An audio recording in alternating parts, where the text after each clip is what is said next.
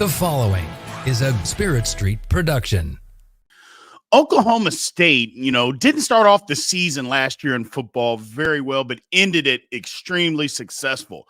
Coming into the 2024 season, I'm not sure that they are getting the respect that they deserve. So today we've got McClain Baxley talking about Oklahoma State football and how maybe they should be receiving some of that respect here on the Big 12 Insiders. Welcome to the Big 12 Insiders, your Big 12 sports show, presented by Synergy Financial Partners. Now let's go to booming North Texas, home of Studio 73. Here's your host, Brien Hanley. Hey, welcome back to Big 12 Insiders. This is Brien Hanley. McClain Baxley. Hey, McClain, how is it going today? It's going well. Things are doing well. Good. Thank you for taking the time. I know you're covering Oklahoma State for 24/7. So let's start here. Last year, I know we've talked about this before, the season didn't start off as expected or didn't get off to a great start, but it ended tremendously for Oklahoma State. Ended up in the Big 12 championship game. Kind of give us the feedback on where the overall program sits right now with Oklahoma State football. I think it sits pretty high. Like you said, they kind of ended the season really well, only losing 2 games in the back half of the season, that, one-sided loss to UCF, and then, losing to a playoff team and Big 12 champion Texas there down in Dallas. But, they returned almost everybody, majority of the starters from offense and defense from a year ago. And they got a pretty, manageable schedule with a couple, road games and a couple, big opponents coming into Stillwater. But for the most part, I think that the expectation is pretty high, and just kind of continuing what they into the season on last year, winning, the back half of the schedule. Right. And that's the thing, they return a ton of starters from that team. Like I said, that ended up in the Big 12 championship game.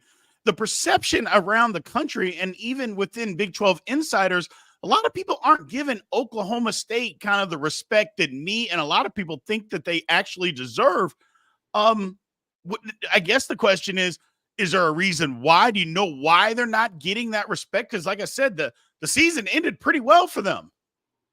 Yeah, I mean, they didn't really lose any key players in the transfer portal. They weren't really hit. They added several, guys in backup roles. And like I said, it looks very similar to that 10-win team from a year ago that, barring a loss to South Alabama or that UCF game, it could have been an 11-win team pretty easily. And I'm curious, had they won one of those games, what the perception would be. 11-3 looks a lot different than a 10-4 with 2 blowout losses to inferior teams. But yeah, it's interesting. You look at both national rankings. You look at other analysts, and yeah, they're everybody's talking about Utah and Kansas State and even Arizona, who was kind of gutted last year and has a new coaching change. But Oklahoma State's still kind of towards the top middle. I would say they're around 4 or 5 in the Big 12 as far as a lot of polls, a lot of Vegas, a lot of early rankings and stuff, and that's kind of plays into what Mike Gundy likes. He likes being underrated. He likes being doubted, and then he just delivers another 10-win season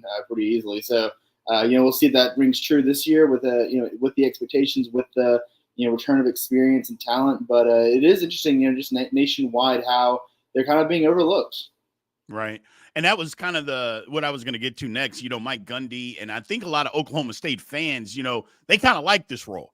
They like the role of people just not, necessarily engaging in them being one of the top teams in the conference and just, okay, but here we are, Oklahoma State every year. Also think, McClain, that, nationally, I don't think Mike Gundy gets the credit for how good of a football coach he is. They talk about all these other coaches. I don't think and maybe it's because he's been there so long, but I don't think Mike Gundy actually gets the credit and the recognition that he should get for being as good of a football coach. Because last year was an outstanding job by Mike Gundy getting that team to 10 wins. I don't think he gets the credit that he deserves. Yeah, I mean, I talked with a couple of guys in the program just during spring practice, and higher level guys, and they thought that last year was one of, if not the best coaching job he had in his 19 years as a head coach at Oklahoma State. I mean, just the turnaround from those first 4 games at 2-2, lost to Iowa State, a blowout, just they didn't even show up against South Alabama. They kind of switched things around, really just turned to Ollie Gordon and key in on Alan Bowman, and the defense kind of tightens up. And then they go on a 6-game win streak to then in the middle of the season. So yeah, I think we kind of joke. I remember there's a conversation back in the 80s and 90s about Michael Jordan in the NBA. You don't want to give him the MVP every year, even though he probably was the best player every year. Kind of a similar thing. He's been around, and this is going to be his 20th year at Oklahoma State as the head coach, and he's been around a long time, and he's been very consistent. I mean, they haven't missed a bowl game since that first year. You can expect them to get 7 or 8 wins a year.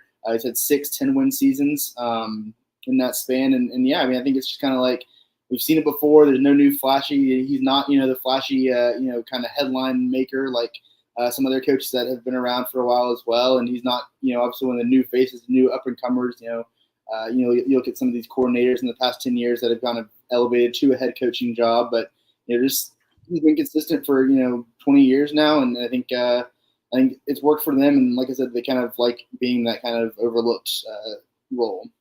Right.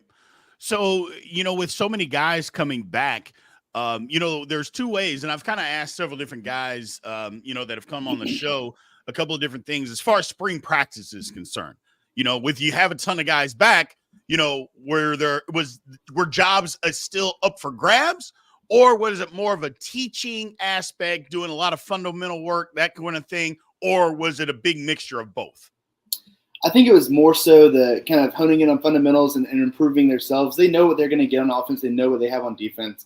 They changed a little bit of schematic things there in defense, kind of going towards more of a 4-down front on the defensive line. But for the most part, I mean, like I said, these guys are a lot of veteran guys, both having played last year and years before.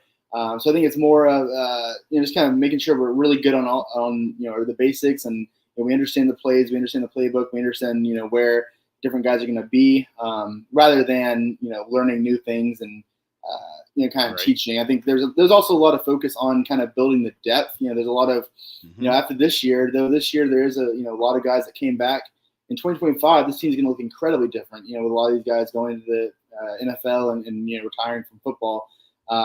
So kind of building that depth in the younger guys and some of the transfers, some of the freshmen, sophomores that haven't really seen the field much, just kind of getting them reps, so that when the time comes, whether it's by injury, whether it's by whether it's just by next year when the starters are gone, they're not taking a huge step back next year, like we have seen in years past in other programs. Right.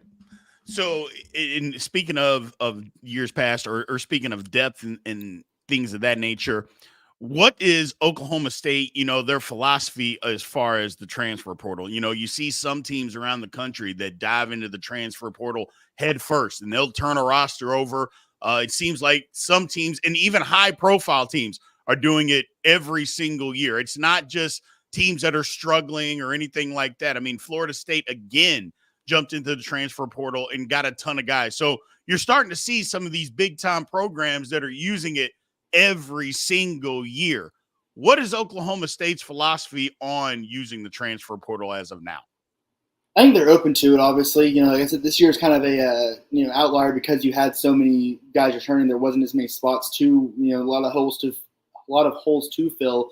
Unlike last year, where they brought in about 20 guys to replace the 20 guys that left after the 2022 season. So I think they're definitely open to it. They definitely reached out to a lot of guys at different positions, really across the field, and brought in about 10 or so guys that I'm not sure if any of them will be all conference guys this year, but again, building towards that depth for 2025 and beyond, getting some veteran guys, getting guys that have played at the Division I level, just getting them on the roster and adding to that depth across on both sides of the field. So I think they're definitely open to it. I think in future years when they do have to do more of a rebuild, more of a if there's ever an exodus or a lot of guys leaving, but I think they're what's led to so much success for Oklahoma State and Mike Gundy over the past 20 years is they get these guys in from high school and give them 1 or 2 years to just develop and kind of grow their body, get used to the program, get used to the playbook. So by the time they're juniors and seniors, they're starting and playing all conference roles. And that philosophy has kind of changed and changed a little bit as there's more transfers out and guys don't want to stick around as long. But I think for the most part, these guys are still buying in and understanding that by the time they're upperclassmen, they'll have the opportunities to see the field and do well when given the opportunity. Yeah, and Oklahoma State kind of fits right in with the majority of the Big 12 as far as, it's a recruit and development type of school versus, we're just going to go out and get somebody that's ready to play right away. It's not that they wouldn't take guys, not that they haven't gotten guys that have come in and played right away. But it's, hey, we're going to get you in. We're going to develop your body. We're going to get you right. And then when the time comes, okay, now you're ready to contribute on the team. And, you know, you look around the Big 12, you don't see a ton of Big 12 schools out there, McClain, that are going to be in the top 5. I mean, Texas was, Oklahoma was, are no longer in it, you know, that are going to be in the top 5, top 10 in recruiting classes. You'll see it every now and then, but for the most part, these schools are developing guys. That can be a challenge in today's day and age with the transfer portal, with so many people that if I don't play right away, I'm getting out of here and looking for someplace else. Where I think Oklahoma State, I think in general, the Big 12 does a pretty good job of getting guys that they understand. Look, it may not work year 1. You know, maybe it will work out a little bit in year 2. But by year 3, you're going to be ready to contribute a lot. And I think Oklahoma State, as well as a lot of other Big 12 programs, do a really, really good job at doing that. I think it's also they have a now 20 years almost of history of saying if you're here for 2-3 years, you're gonna have success. You're gonna have 10+ win seasons. You're gonna be competing for a conference championship. And now, I mean, almost every year it seems like they're gonna be competing to get to that college football playoff now with the 12-team playoff. I mean, this year especially, it's definitely a goal to be in that upper echelon of the playoff, and in future years, ideally host a game in Stillwater as one of those 6 to 8 teams that are in the back half of the playoff. But I mean, that's something that has been proven, that you're going to come here and just have success. You're not going to come here and try to make a bowl game every year. You're going to make a bowl game. They've made a bowl game every year except for one under Gundy, and I don't see that trend ending anytime soon. So I think guys want to stay around. They want to buy in. They want to be a part of that success. You get a ring, you get a ring or two. They've got history of sending guys to the league, not as many as in Alabama or in Ohio State or Georgia, but if you want to make that level, you want to make that jump, you want to put in that work, Oklahoma State's been proven that they can get you there. Yeah, that's one thing about Oklahoma State's program, is that it has a history. And again, just like you mentioned, it doesn't have the one of, even of Oklahoma. I know that Oklahoma State fans don't want to hear that, but at the same time, they don't have the history of those schools, but it's got a very successful history. And during this run of Mike Gundy, I mean, they've put out a ton of pros. Not just that, though. They've been a very good program. I think it's a program that for so many years got overlooked because of how good Oklahoma was. And now that they're out of the conference, let me just ask you this, McClain. Are fans kind of looking forward? Now, don't get me wrong. I'm sure they want to play them and try to beat them every single year and everything. But at the same time, they'll be kind of out of that shadow. Are Oklahoma State fans looking forward to that? They won't admit it, but I think so. They obviously got the last laugh and the last, they won the final bedlam. And I don't know if Mike Gundy's ever going to want to play them again, maybe in 30, 40 years when Gundy's long gone, that they'll kind of wrap around and try to do that again. But yeah, for right now, I mean, they, won the last game, and now, like you said, they should be, even though, nationally they're not seen as that, but they should be one of the favorites every year to win the Big 12. Obviously, in-state recruiting is kind of, still going to be where it is. If kids want to go to the SEC, they want to play SEC ball. Oklahoma has that. If they want to compete for championships and they want to, play in the playoff consistently, Oklahoma State might be the better option there to develop and get to where you need to be. But I think so on the most part, getting Oklahoma out of there and kind of getting out of their shadow and getting out of their, little brother, whatever. But in the last 4 years, Oklahoma has as many Big 12 championships as Oklahoma State in football. So it's not like they've been this big powerhouse. They might have had more draft picks. They might be better in recruiting, but on the field, it's been nothing super impressive. Exactly. Well, we're going to take a quick break here. On the other side of this, we'll kind of break down a little bit of Oklahoma State's football schedule coming up and what the expectations of that might be. But first, we'll have a word from our sponsor, Synergy Financial Partners, and we will be right back. We'll be right back after these messages from our sponsors. At Synergy Financial Partners, the vision is to build the world's largest consumer financial education and empowerment company. Synergy doesn't just offer you a financial plan. At Synergy, the goal is to help you find your best financial future. Learn more at synergyfinancial.com. Welcome back to the show. Let's return to Studio 73. All right, welcome back to Big 12 Insiders. I appreciate everybody being here and tuning in. So, McClain, let's take a look at the schedule here for Oklahoma State. You know, it starts off South Dakota State. Now, at first glance, people are going to look at that and think, not so good. Yeah, they actually are pretty good. You know, that FCS team. I mean, they're a pretty good team to start the season off. And then you go Arkansas. Now, Arkansas is in the SEC, and everybody's going to think, oh, it's an SEC team. I'll just keep it. Oklahoma State is better than Arkansas. Flat out, Oklahoma State is a better team, a better program, have a better coach than Arkansas. It just that whole SEC buzz, McClain, about how good they are. Look, SEC is, in my opinion, again, they're top heavy. And then when you get to programs like Arkansas, not as good. But then you look at Tulsa, and then Big 12 season starts, and boom, right off the bat, it's Utah. And Utah coming to Oklahoma, coming to Stillwater.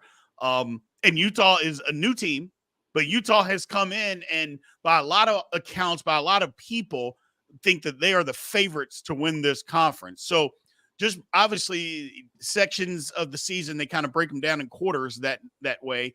The first 4 games, not all pushovers, McClain. They're not all pushovers. I think it sets up, if they get through this kind of slate here, I think it sets up for a really good season. Yeah, I mean, that's in I'll add the 5th game, Kansas State. They're to round out September. But, yeah, by October, we'll know what Oklahoma State is. You know, South Dakota State, you know, they won 29 games in a row, two FCS national championships in that spot. They've got 4 preseason, you know, likely 4 preseason, you know, All-Americans at the FCS level. They're going to be number 1 at the FCS rankings. I mean, it's going to be – I think that's the toughest non-conference game. They play like an FBS team. And the last time – you know, a smaller school, quote unquote, came into Stillwater, they scored 30 points and only allowed 7 points to Oklahoma State last year. So that's definitely not something that they're going to overlook, I don't think. Arkansas, same way, like you said, an SEC team, you know, coming into Stillwater should be a pretty cool environment. You know, Arkansas borders Oklahoma, so that'll be a cool environment. And Tulsa, going to Tulsa, a little in-state thing. But then Utah coming to town, and then at Kansas State. I mean, those are 2. You know, I think those, you know, Utah, Kansas State, and Oklahoma State are probably the 3 best teams in the Big 12. I think, you know, maybe Vegas will say otherwise or whatever, but those are probably the 3 most talented teams and 3 most experienced teams in the conference. And, you know, so having them play back-to-back is grueling with no buys built into that, and back-to-back-to-back. And like I said, you know, the Kansas State game is up in Manhattan on September 28th. September 29th, we'll know if Oklahoma State should make plans for December, or if they're you know, just have another, you know, Texas Bowl season without a playoff or without a Big 12 championship appearance. So, because the back half of the schedule is a lot easier. There's definitely more road games. You know, they go to BYU, to Baylor, to TCU, Colorado. But as far as like on paper and you know what we're seeing on the rosters, what we're seeing on the teams, the back half of the schedule is much more doable than those first 5 games. Right, absolutely. The only I see TCU and Tech, those games back to back, but the rest of the schedule, like I said, it is manageable. You know, I really like the team that Oklahoma State has this year. I just feel that a lot of people are, for some reason, and we talked about this earlier, I don't know why they're being overlooked. I don't know why people aren't thinking that they can duplicate what they did last year. I just don't understand. Not only duplicate it, but be even better, because like we said, the first few games last year, Oklahoma, they weren't good. Let's just be, they just weren't good. And then they flipped the switch. And then, like you said, they went on that 6-game run and they were incredible. So maybe it's the way that the season ended against Texas, or at least the Big 12 season ended against Texas. I think that has a lot to do with it. Look, Texas was a really good football team, and it was also a bad matchup for Oklahoma State. They just didn't match up well against Texas. Having said that, I fully expect Oklahoma State to get 9 victories this season. I think 9-3 is staring them in the face at worst, maybe even 10-2. And like you said, yes, September 29th, we're going to know a lot about what Oklahoma State is about, because you play Utah, you go to Kansas State. If those are the supposed big boys, you get them out of the way early, and then it could be downhill sledding for there. And the way that Mike Gundy coaches, I mean, it's been proven the team gets better as the season goes along. So if he's got the team right at the beginning of the season, I don't think there's any reason, McClain, that this team can't win 9 or 10 games this year. Yeah, I think the goal, should be that 10-game or 10-win season. Maybe you drop a game on the road, whether it's one of those first half of the season or the back half. Just a road game. It seems like you think back to 2011 when they had everything there to play for national championship, and they go to Ames, Iowa, and we know how that went. And so slipping on the road, and then maybe I think that Utah game is going to be very critical. It's the first Big 12 game for both teams, first Big 12 game as a conference team for Utah. Kyle Whittingham, Mike Gundy, two of the veterans in the sport, heading off. I mean, I'm sure College Game Day is kind of looking at that early on, and as two top 15, top 20 teams meeting there in Stillwater. And it's going to be a very exciting first half of the schedule, and then the second half it's just going to be a lot of playing teams that they should win. But just because you should win doesn't mean you won't win. No, exactly. So looking at some of the personnel here, Alan Bowman, obviously a quarterback.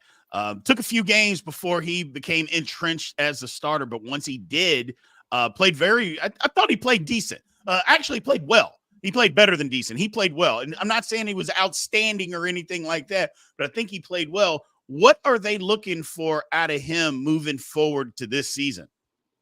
I think last season you got a lot of that. Last season was his first season of playing football, really, because when the 2 years he was in Michigan, he was a backup. He backed up, to different guys up there. So last year was the first year since 2021 or 2020 when that he was able to really just play a full season and be the guy. And we saw that. He had a very close interception to touchdown ratio. Several of them weren't his fault. But I mean, when he was good, he was really good. I think of several throws at different points of the season where he just looked really good, and he looks very comfortable now with a full offseason to continue to work with the same guys, the same receivers, the same linemen, Ollie Gordon. He should be even better. And I think the expectation for him this year is to go out and be the guy. You're a seventh-year player. You're 25 years old. You've been around college football for a long time. Right. Go show it. Go prove it against teams that have a little bit of film on him, have a little bit of film on this offense, and especially with Ollie Gordon, where he's going to get a lot of attention. Being the Doak Walker, the reigning Doak Walker award winner, a lot of attention is going to be to load the box and make it difficult for Gordon. So you're going to turn to Alan Bowman to make some throws, make some good decisions, and be smart with the ball. We talked to them back in March about the interceptions and what he's kind of learned from watching film and looking at tape this offseason. And he's definitely been pretty honest about that he made mistakes last year. He threw the ball away too early and too often. And so just being smarter with the ball and really just kind of proving that you deserve to be a captain, deserve to be that seventh-year guy that is so rare. And he's a vet. I don't know if you get much more veteran, even though there's several veterans on this team, on this offense especially, that are up there. But yeah, I think the expectation is for him to just really deliver and show the maturity he's shown. Absolutely. So I don't want to discount Ollie Gordon. Look, like you mentioned, he's the returning Doak Walker Award winner, best running back in the country. I know a lot of people outside of the Big 12 think there's other guys. I'm like, no, this guy's the best running back in the country. So I don't want to slight him by not necessarily bringing him up. But before I get you out of here, I want to ask you about the defense. What should fans across the Big 12 look for in an Oklahoma State defense this year, maybe as opposed to last year? I think last year was Brien Nardo's first year as a defensive coordinator in Stillwater. Moving from the Division II level up to Oklahoma State. So we saw some kinks getting worked out that never really got worked out even all the way to the Texas game. Like you saw, the biggest weakness was that secondary. A lot of youth, a lot of freshmen, redshirt freshmen expected to play there against really good receivers against Texas and throughout the season, even, I think UCF and BYU and, Kansas State, really had them locked. So I think you're going to see some improvement there on the back end. They've gotten a couple of transfers in. They've gotten another year, another offseason to grow and learn and fix the errors they had. And then the thing that I'm most excited about is the, Colin Oliver, who has been one of the best players in the Big 12 for several years now. Is kind of moving down to defensive end. That's kind of been the big storyline this offseason is, he's listed as linebacker. He's played linebacker and having to move to get down to the edge and on the outside, just wreak havoc in the backfield. And he's very excited about that. I think he'll do really well there on the front end of this defense. Absolutely. Well, McClain, thank you, my man, for taking time out of your day today to join us and giving us an update on Oklahoma State. We appreciate you. you coming on, and we will have you back as often as you can come, my man. So we appreciate it. Sounds good. When I'm not doing softball and baseball, I'll be here. Absolutely. I appreciate it. Well, thanks, everybody. We'll be right back. We'll take one final break from our sponsor, Synergy Financial. We'll be right back to end the show. We'll be right back after these messages from our sponsors. At Synergy Financial Partners, the mission is to change the way Americans plan for their financial future. Synergy doesn't just offer you a financial plan. At Synergy, the goal is to help you find your best financial future. Learn more at synergyfinancial.com. Welcome back to the show. Let's return to Studio 73. Welcome back to Big 12 Insiders. Look, everybody, Oklahoma State is going to be one of those programs that's there at the end. They don't get the national recognition. I mentioned it with McClain. OU was there. And as much as Oklahoma State fans may not admit it, as much as I don't want to admit it, being a Big 12 homer, Oklahoma was the school. And unfortunately, Oklahoma State, like he mentioned, was kind of the little brother, whatever. But on the field, on the actual field, Oklahoma State competed with them week in and week out, year after year. So they just don't get the national recognition that they should. I believe now that they are gone, this is a step in the right direction for Oklahoma State to actually getting the recognition that they deserve. Mike Gundy getting the recognition of being one of the better coaches in the country, not just in the Big 12. That's a given, but in the country. I think that's also a given. And I think now he will start getting some of that recognition as being one of that. But I always believe, I think Oklahoma State's going to be around at the end of this thing, at the end of the season. We saw what the schedule looks like. It's very manageable. You still got to go win the games. Don't get me wrong, but it's very, very manageable for a Mike Gundy coach team, especially an experienced Mike Gundy coach team. So we appreciate everybody being here. Thank you guys. As always, remember to like, follow, subscribe, all that good stuff, and leave those comments. We appreciate it. We will be back tomorrow. We have Baylor that will be coming into the show tomorrow. We'll be talking a little football with Baylor. Appreciate you guys. Have a good one. This has been a GoPowercat.com and Spirit Street production. Please support this show by subscribing to this YouTube channel or follow us on your favorite podcast platform.